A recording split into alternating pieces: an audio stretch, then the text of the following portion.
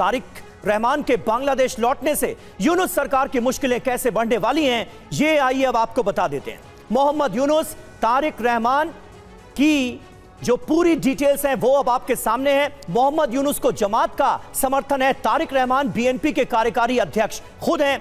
उनकी जो मां खालिदा जिया थी वो बांग्लादेश की पहली महिला पीएम थी। 17 साल बाद इनकी देश में वापसी हुई है। तारिक रहमान को आने वाले वक्त में सरकार के मुखिया के तौर पर बांग्लादेश का एक बड़ा वर्ग देख रहा है। साल 2008 में ही वो लंदन चले गए थे। एक निर्वासित के तौर पर वो अपना जीवन वहां पर बिता रहे थे, अपने परिवार के साथ थे। खालिदा जिया के बेटे हैं तारिक रहमान और इन्हें सरकार के अगले मुखिया के तौर पर बांग्लादेश का एक बड़ा वर्ग देख रहा है। अब उनका लौटना यह बता रहा है कि मोहम्मद यूनुस को एक बड़ी चुनौती इलेक्शंस में मिलने वाली है। खालिदा जिया इस वक्त बहुत बीमार हैं। अब एक तरह से वो राजनीतिक जीवन से संन्यास ले चुकी हैं। ऐसे में बीएनपी जो उनकी पार्टी है उसकी पूरी की पूरी कमान तारिक रहमान के हाथ में है।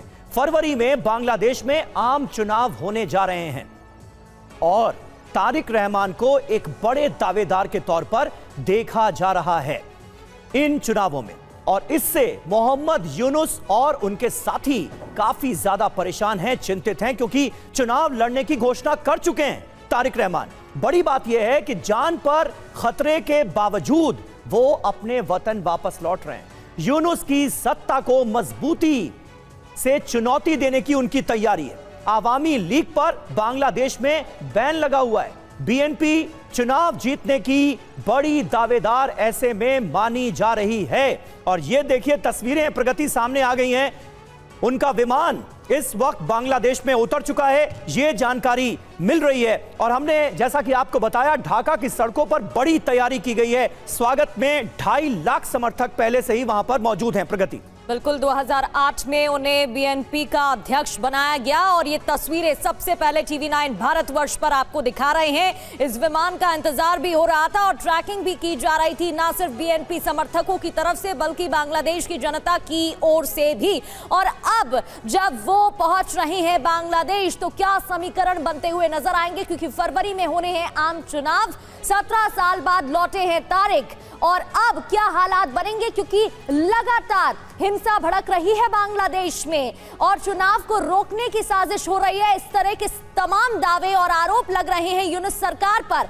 ये तस्वीरें आपको दिखा रहे हैं विमान की। सबसे पहले TV9 भारतवर्ष पर पहुंच चुके हैं रहमान और उनका इंतजार हो रहा था बांग्लादेश नेशनल पार्टी के समर्थकों द्वारा और भीड़ जुटने की संभावना भी है, जिसको देखते हुए सिक्योरिटी के तमाम इंतजाम भी किए गए हैं। 17 साल बाद बांग्लादेश लौटे हैं और ये विमान की तस्वीरें आपके सामने। जी हाँ, एक बड़े राजनीतिक परिवार के तौर पर खालिदा जिया का नाम लिया जाता है। खालिदा जिया के जो पति थे जियाउर रहमान, उनका नाम लिया जाता है, क्योंकि न सिर्फ तारिक रहमान की मां बल्कि उनके पिता का भी एक बड़ा शानदार राजनीतिक इतिहास रहा। बांग्लादेश के लिहाज से अगर देखा जाए तो जियाउर रहमान सैन्य शासक से नेता बने और उन्होंने ही इस पार्टी की स्थापना की थी जिसका नाम है बांग्लादेश नेशनलिस्ट पार्टी यानी बीएनपी, जिसके आज की तारीख में कार्यवाहक अध्यक्ष तारिक रहमान हैं, क्योंकि खालिदा जिया अब राजनीतिक तौर पर सक्रिय नहीं हैं। उनके पिता जियाउर रहमान 1977 से 1981 तक राष्ट्रपति थे और जब उनकी हत्या कर दी गई थी तब रहमान की मां खालिदा जिया भी बांग्लादेश की लंबे समय तक पीएम रहीं, बल्कि बांग्लादेश की पहली महिला पीएम के तौर पर उन्होंने कार्यभार संभाला था। और अब इस बड़ी राजनीतिक विरासत के साथ तारिक रहमान 17 साल बाद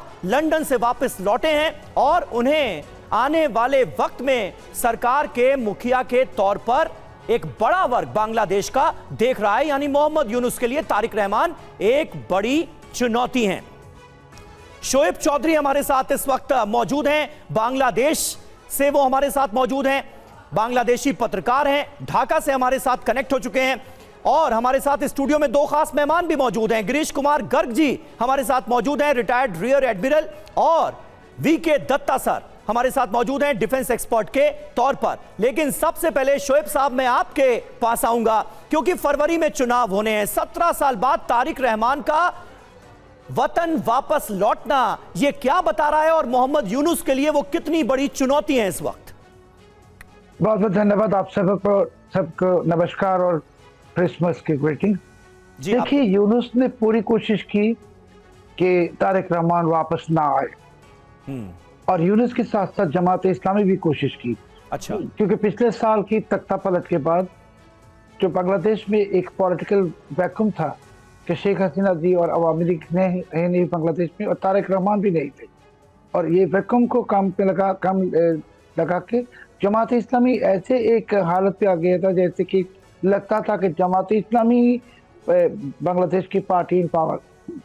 अभी तारिक रहमान की जो वापस आना, किसी मिनट में वो ढाका एयरपोर्ट में लैंड करेंगे, तो ये उनके वापस आना 17 साल के बाद ये जमात इस्लामी के लिए एक बैड न्यूज़ है, और इससे भी बड़ा बैड न्यूज़ है यूनुस के लिए, क्योंकि ये तारिक रहमान के वापस आने के बाद यूनुस ने जो चुनाव को टालने की कोशिश कर रहे थे, ये अभी नहीं चलेगा। दूसरी, हमारे पास एक सोर्स से खबर है कि तारिक रहमान आने के बाद वो खुद डिमांड करेंगे कि बांग्लादेश की पॉलिटिकल जो बड़ी पॉलिटिकल पार्टी अवामी लीग के ऊपर जो यूनुस ने जो बैन लगा के रखा, ये बैन विड्रॉ करने की ये मांग करेंगे, और अवामी लीग को भी ये चुनाव में शामिल करने की मांग करेंगे, क्योंकि बांग्लादेश में असल से दो ही मेजर पॉलिटिकल पार्टी, एक है अवामी लीग, दूसरी है तारिक रहमान की BNP, और बाकी सारे जमात और इस्लामिस्ट वगैरह इसके वोट बैंक सब मिला के 7%। तो तारिक रहमान की बांग्लादेश में वापस आना, मैं एक पत्रकार होने के नाते में देख रहा हूँ आज के दिन से यूनुस की विदाई की घंटी बज गई। बिल्कुल, और इसलिए आज का दिन बांग्लादेश की सियासत के लिए और बांग्लादेश के लोगों के लिए बेहद महत्वपूर्ण भी है। शोएब जी, लौटेंगे आपके पास।